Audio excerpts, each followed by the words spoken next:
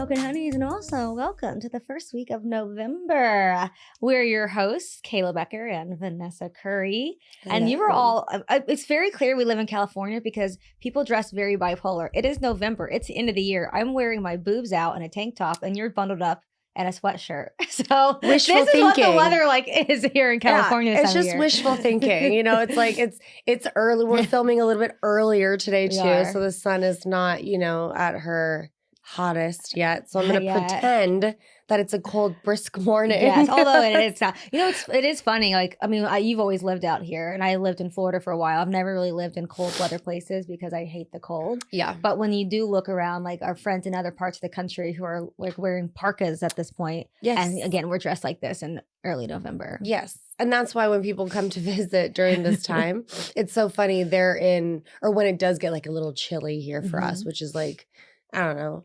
67, 70 is cold. Both the doors, it is freezing. It is freezing. Yeah, and they're wearing tank tops here, and I'm like in a puffer jacket. So it's it's personal preference. Yes. It is crazy that it is November, though. We're just coming off the heels of Halloween weekend, and of course, that's probably why we're all so exhausted right now. But we're only 2 months away from the end of this year. And I don't know about you, it feels like this year both went by like really fast, but also really dragged. Yes. Kind of both. There was like high highs, but very, very low lows. Yeah. Which I guess, is that every year though? Probably. Well, I mean, I think here in California, especially Los Angeles, our year kicked off in the worst way possible with all of the wildfires and everything. So I think it immediately just kind of just, just made the year feel. Yeah. And then to know that the person who actually started that was just like, I know. Do we have any Joe update Schmo. on that? Is there any like update on that? So no, the only thing I heard was that he was an Uber driver. Well, but like that matters. Like that doesn't even matter that he's an Uber driver. But that's the only news I got from that. Yeah. So for those who don't know what we're talking about, obviously the wildfires that devastated California, Los Angeles, California, area earlier this year, we all thought it was like a kind of a natural disaster up until recently when a man was arrested, a very young man, a 29-year-old man was arrested for being someone who started the initial fires, which is really devastating to realize that there's a human who could do something like that to thousands of innocent people. I mean, the way he destroyed iconic parts of this city. Yep. And all the homes and people that were displaced is just wild. So we're waiting to see what happens. But if it were up to me, I don't know. I say we take things back to the old ages. I think we bring back public hangings. That's what I would vote to do. Okay. Public stonings. Game of Thrones style. Burn the stick. Okay, I disagree with that. Okay. Yeah. But teach their own. But it is devastating and just like weird.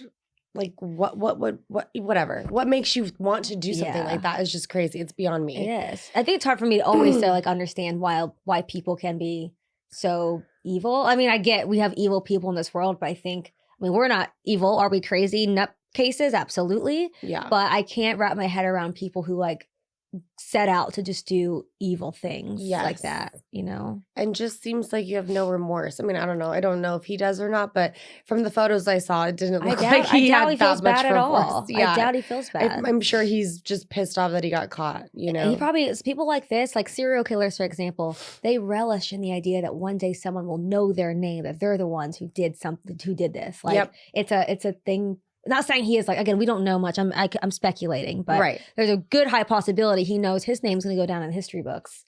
And that's just... which sucks. It does suck. Like, yuck. Whatever. Ew. Well, we wish you the worst. The worst. Anyway, 2 months left of this year, hoping we have some really exciting opportunities and experiences throughout the rest of the year. Same with you guys. But do you remember where you were this time last year? I know it's hard to even remember where we were last week.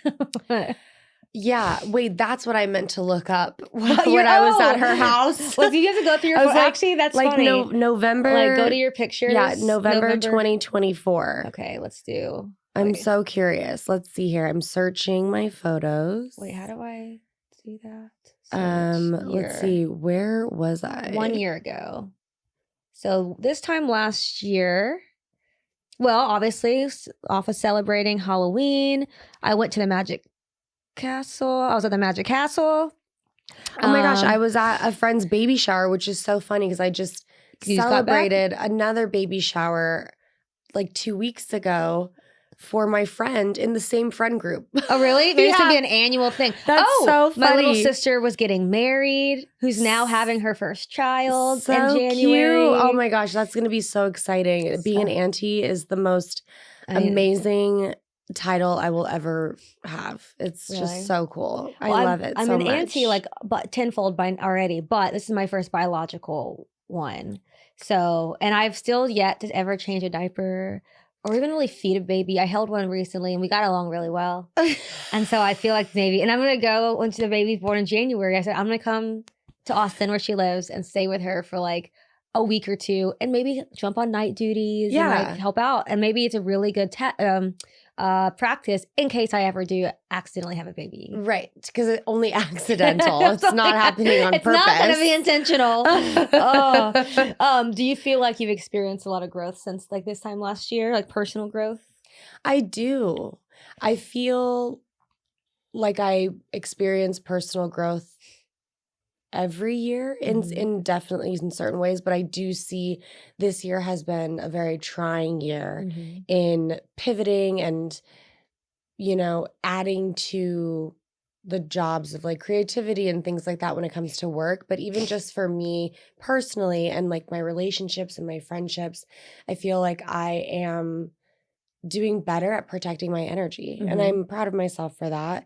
And I'm like proud of how I handle conflict. I've had to handle conflict not in a necessarily just gossipy weird way, but like, you know, trying to build brands and businesses, it's difficult and you're always going to run into conflict. And I've surprised myself at how I can alleviate that situation in the moment. So that's like something new that I've realized. Yeah.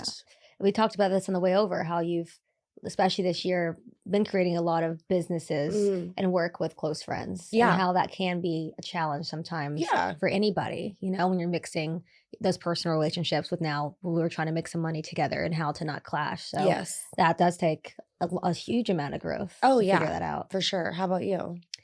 Yeah, just like you, this has been a whole year of pivoting.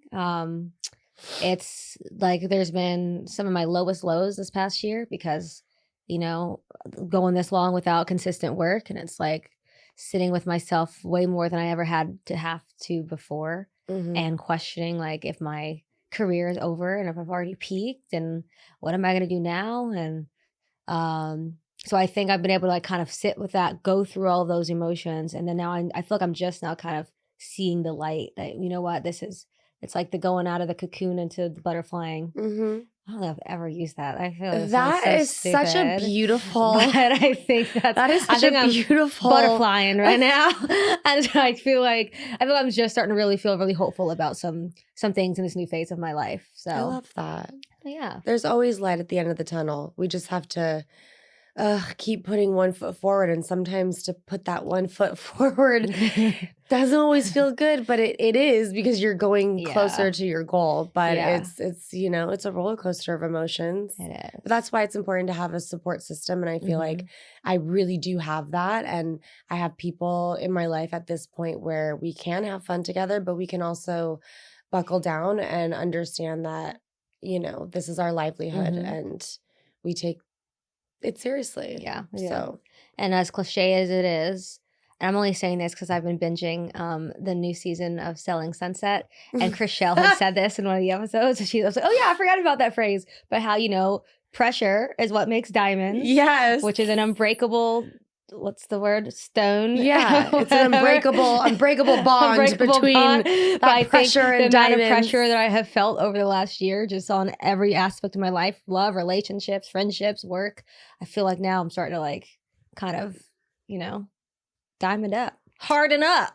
Yeah, oh, definitely hardening up, honey. Hardening up with a lot of extra sparkle. Yes, you know? yes. When you move us a little bit, you see that glow, okay? Exactly. Well, we were talking about opportunities, and Vanessa and I are really excited. We're not going to go into too much detail now. We are normally very chaotic, but even amidst our chaos, we do know how to plan some things. And so we are working on a really exciting event. Right now, the name is still kind of bouncing around. We're going to call it Raise the Bar, a night for foster youth that we're going to do in December. In Beverly Hills, we're going to have music and entertainment and comedy and a raffle or a silent auction. We don't know which one yet. We're still contemplating because we were talking earlier saying, isn't a silent auction kind of boring? So maybe we should do a raffle. Do a raffle? Because we want people to feel included in the little moments that we're going to have. Or or a loud auction. We have an auctioneer. Oh my gosh. You know, I bet you we could find somebody. Fun. We have everybody with their little ballots. Yes. Thanks, guys. We just figured this out with you.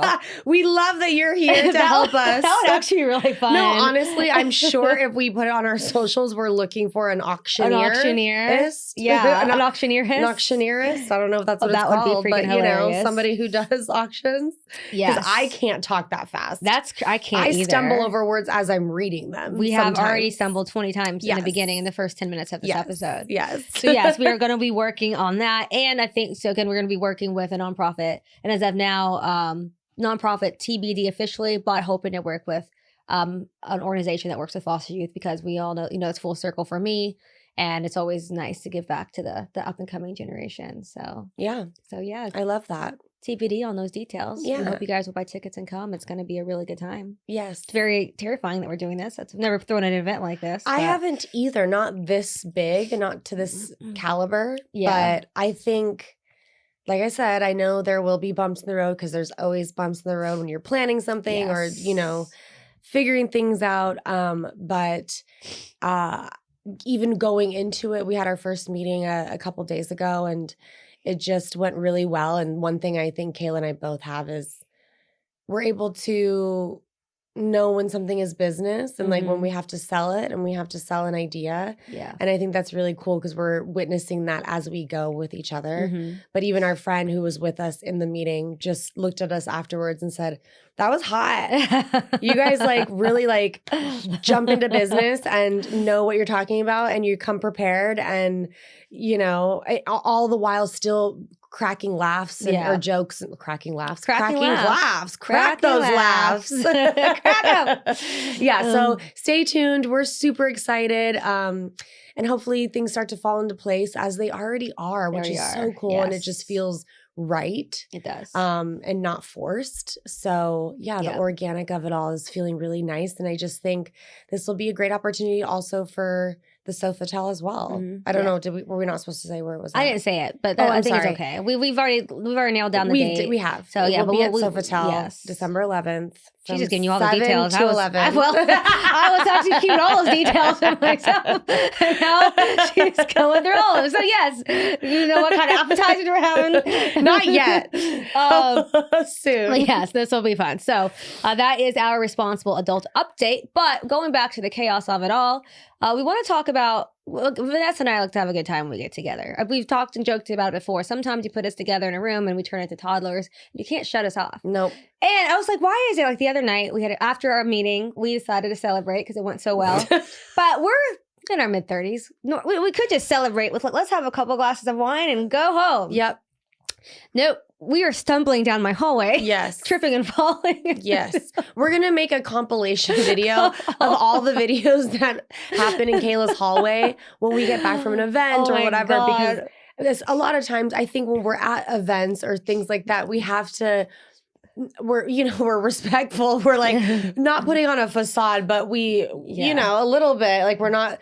When we're just at the house, drinking wine and, shooting the shit together, we're idiots. Yes. But obviously when we're out in public, we tone it down. We tone it down. We're not as psychotic. No, we're just like bubbling up inside. Yes. Get inside. So by the time we get to her hallway, it's an explosion of like, okay, now we're 5-year-olds and we're falling on, like I have bruises down my elbow and I'm like, how did this happen? I have a giant bruise on my leg. Because I fell down the hallway, tripped her, she fell. It was just, And our friend Patty is always one step behind, just filming the chaos. Yeah. But I was wondering, I'm like, why is it that we are like this? And so I was like, I'm trying to find an excuse for our behavior. So we are both also ADHD. Yes. So if you can't tell in these episodes, because we're all over the place. which is also why we probably should never be left alone with a bottle of tequila. But hey, I digress. Yeah, I mean, tequila and milk and honeys go hand in hand. There's a reason I'm named Kayla. It's like it smells like tequila. So this is some facts. If anybody else has ADHD out there, or if you just want to say you are, so you can like get away with this.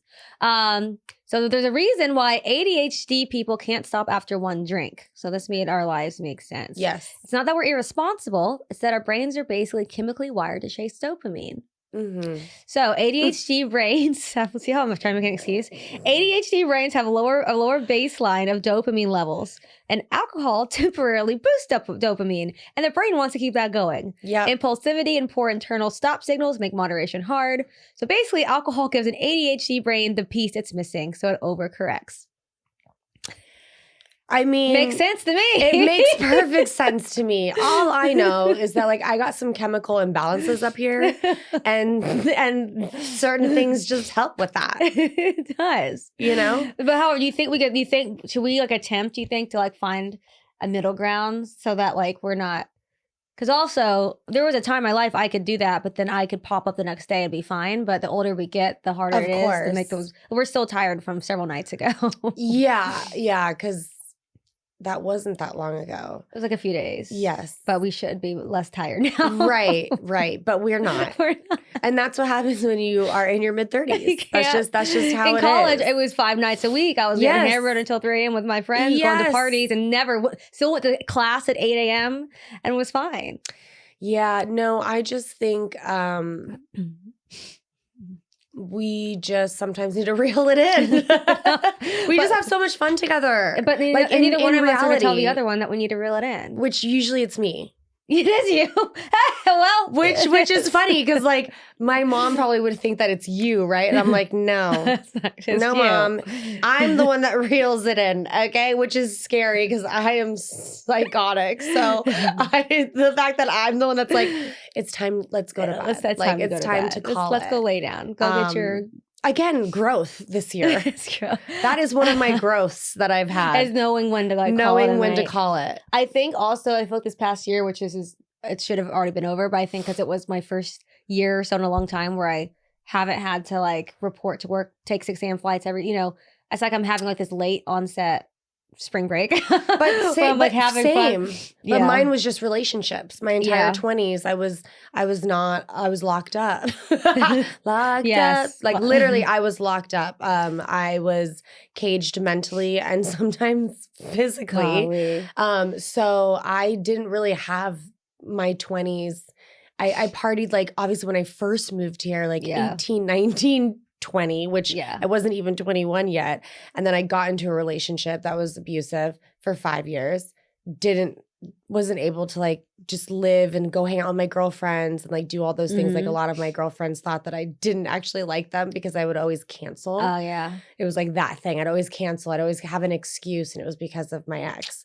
And then I went into a different relationship that was more mentally abusive for another 5 years. So my entire 20s. So you're late. So I am a late bloomer. So I know some people are like so over having fun in certain ways because they just either can't because they go overboard. Yeah. Or, they have life changes or whatever, which is totally fine and cool.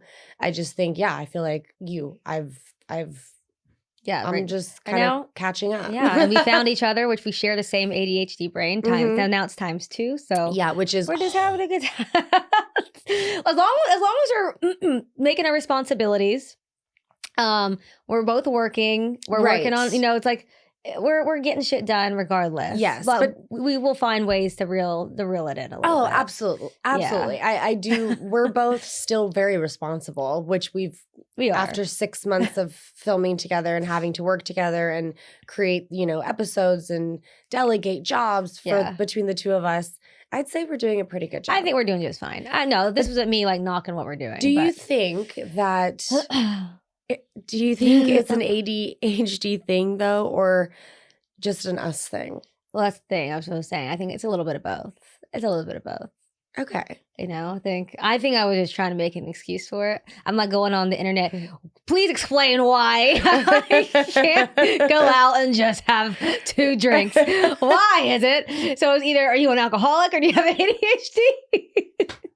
And the ADHD side just sounded way better. It can only be 2 things. That's it. 2 things. No, in all seriousness, I've been having a great time. We live in Los Angeles. There's so much to do. There's so many things to do, places to go, people to see.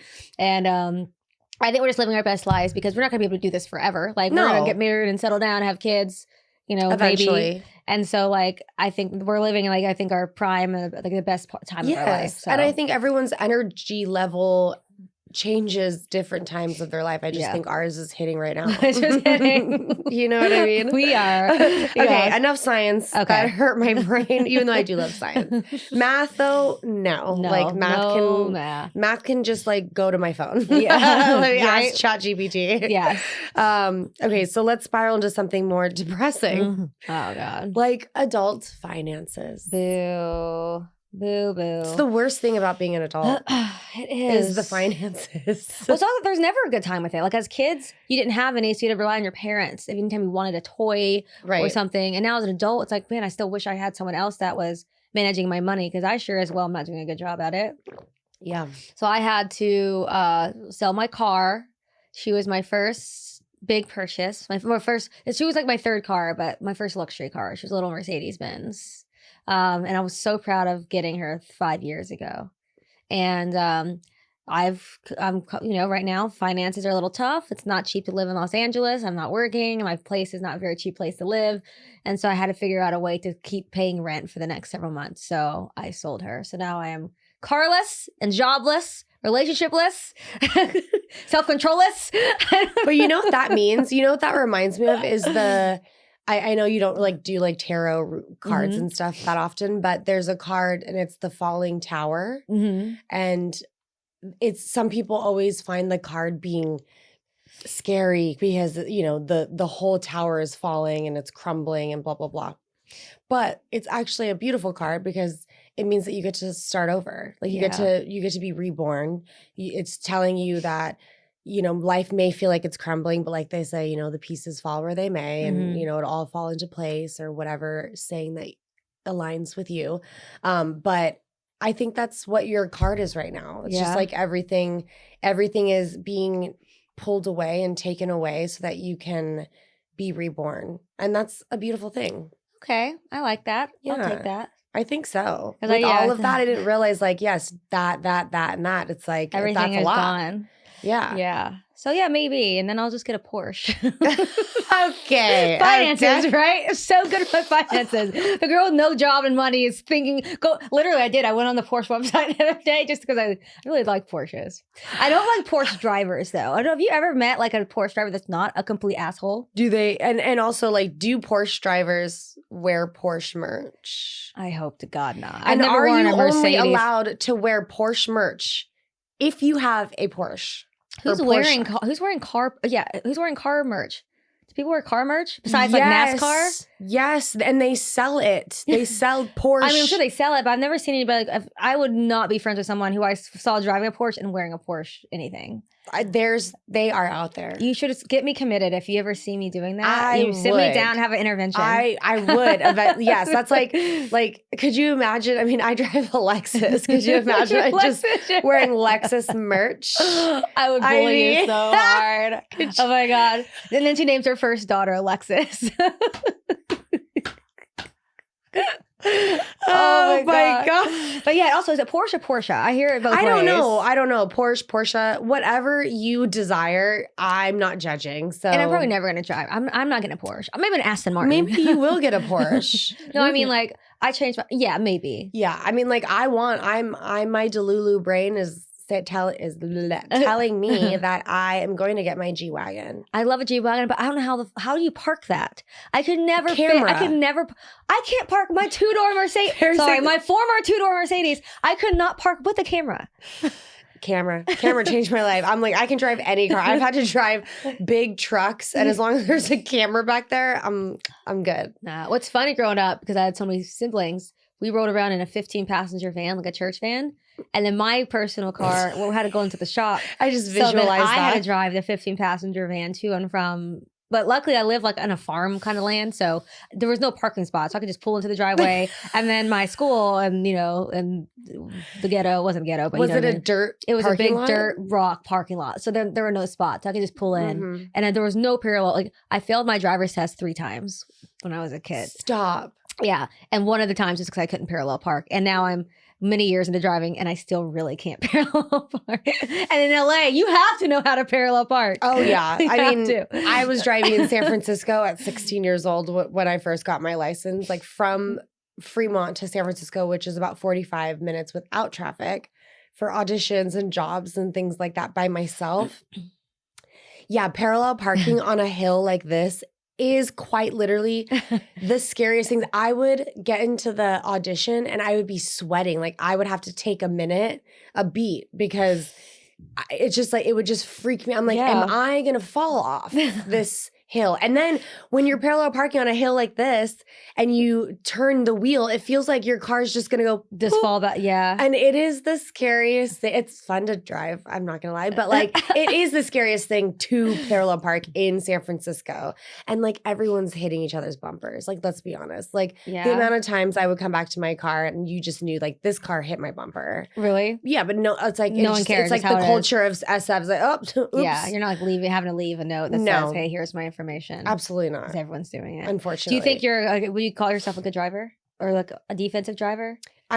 Yes, I am very much a defensive driver. Yeah, I noticed on the way here today. Yeah. We were rushing to get to the studio, which by the way, our drive time to get here normally takes 5 minutes. Yes. Sunset, I mean, it's 9 a.m. so I get it's rush hour. It took us like at least twice the amount of time to get here. I would say 15, what the hell are people doing? Yeah. I live a mile from the studio. It was crazy. I'm like, I get it. Rush hour, whatever. But like... Why can no one just go forward? No one, and that's the thing. People or pay merge. Attention, can't merge. Also, this construction, so there's always one lane that's under construction for whatever reason. I'm like, leave it alone. I will say, who does know how to merge are Waymos. Because we had to merge with a Waymo today, and they were very respectful. I don't know if I should say they or the car. That Waymo, that Waymo was really respectful and let us in and gave the other car plenty of space to go. It wasn't like trying to knock it out from trying to merge. It was just... I'm coming closer and closer to like understanding the appeal of driverless cars. It took me... Now, I won't do the Teslas, but that's my own because I'm anti-Tesla. But I now with the Waymo thing, I think I'm down. I think I'm gonna start doing it, and they're cheaper than Ubers. The only issue with it is like sometimes you might have to wait a lot longer, but and the drop-offs. And they drop me off like 3 blocks from my apartment, and you can't be like, oh no, go up here. Right. And you just have to get out and walk. So at 2 a.m. if you're heading home, that's not okay. No, so that's true. That you learned that the hard way. Yeah, I did. That was one of those nights where you went home and you're like, cool, I just had to walk, like 3 blocks at like 2 a.m. Yeah. It's not, I mean, we live in WeHo. It's like safe and not safe, I guess. So it's getting a little sketchy these days. We've been seeing crazy crime. Someone got a couple streets over, got held up at gunpoint. So I think it's just everywhere in the world, though. Yeah. Things are just getting scary. Yeah. Speaking of scary, you have been summoned to jury duty. I have, for the first time in my life, have I been, and listen, also you only get summoned if you're a registered voter. So I don't want people to get this twisted. I've always been a registered voter, but for some reason they've never summoned me. And to be fair, like many years prior, I couldn't have done it because I was always on the road traveling. Right. So I got my summon. I did the call, signed up, said, sure, I'll do it. I thought that's because maybe it's like a Johnny Depp Amber Heard case or something, which would be really fun. But I didn't realize when I was signing up, because it's a courthouse all the way by the airport, and I don't have a car anymore. So I had to just reach out to them yesterday and be like, hey, I can't do this because I'm not going to pay to Uber there and back. And who knows, this could be a week long. You never know with these things.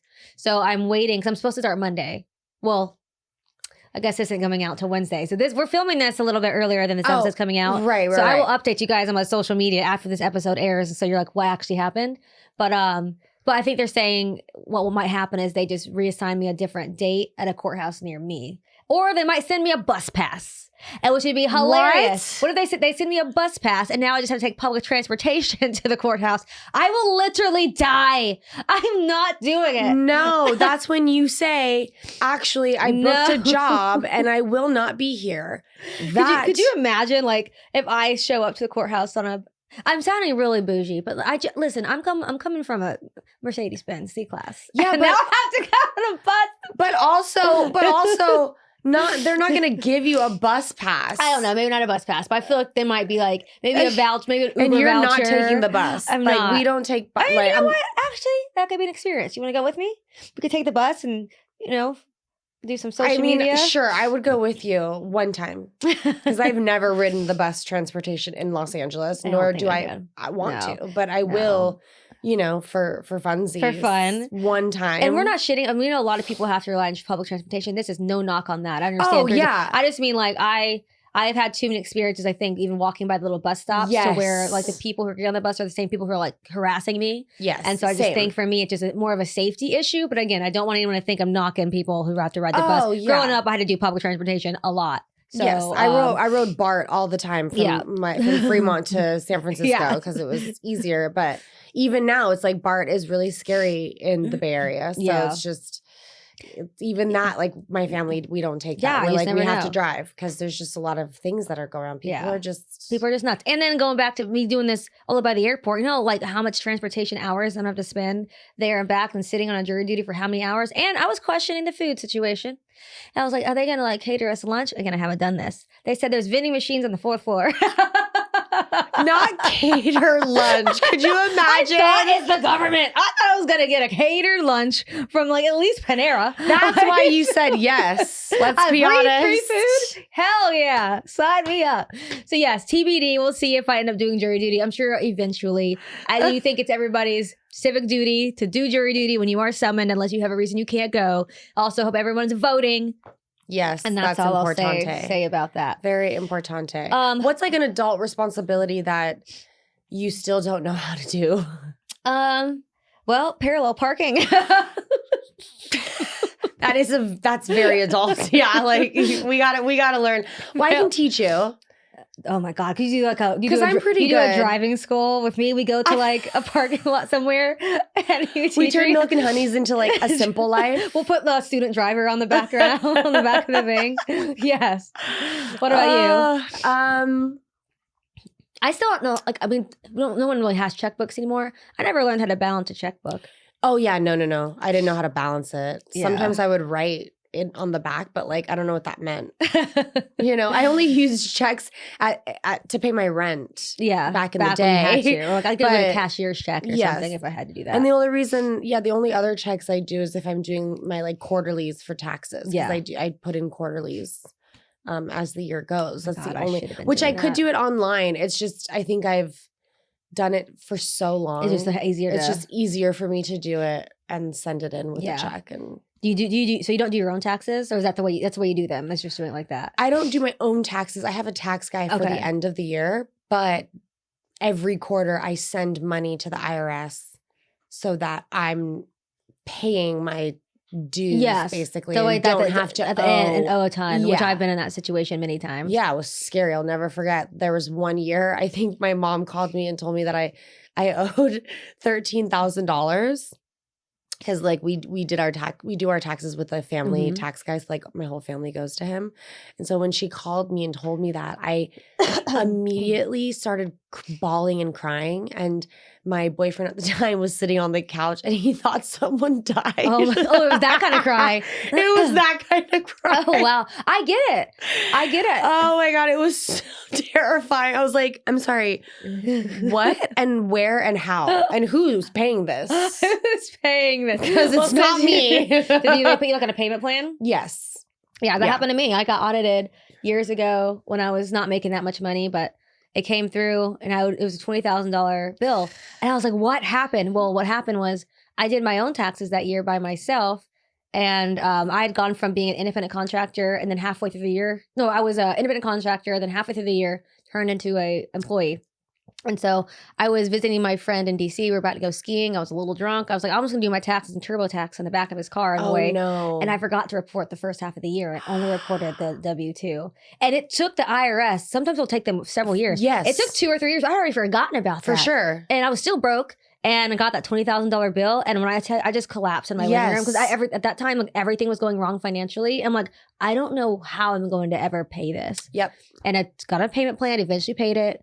And it's terrifying. Terrifying. That was I've been audited once, and that was terrifying. Luckily, like, nothing came about it, and I was able to, like, show whatever I needed to show at the time. But it is scary. It is so scary. Yeah, that's why I'm not doing my taxes. No, I hired a guy since then, and I've always had that way if anything goes wrong, it's on them, it's not on me. Yes, that's the protection aspect of it, right? So don't do your taxes if you really don't know what you're doing. And don't just do them in the back of the car when you're drunk. Yes, absolutely not. And also, like, don't book flights, because, like, I booked a friend's flight the other day. Oh yeah, when we were drinking, and booked the completely wrong flight. Thank goodness she realized that to be fair, I did tell her I shouldn't be booking this right now, because, like, so I don't know if I'm actually paying attention or if I'm actually doing this right.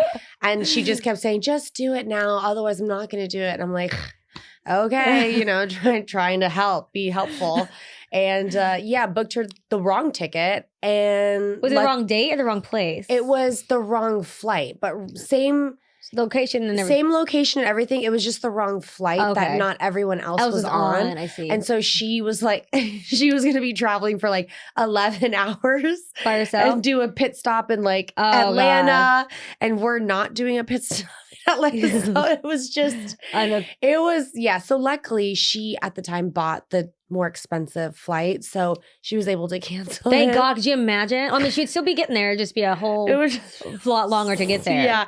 So taxes while drinking, no, and probably don't do any adult responsibility things when you're drinking. Just wait till the next morning. Yes, that's not. Yeah, that's have the conversation. Send yourself a text. Yes, and then leave it on unread. Yeah. And so that you're reminded the next day when you open up your texts and you're like, oh, I have to book Never this. thought about doing that. That's my friend, our friend Sean taught me that. He was like, I do it all the time when I have to remember something.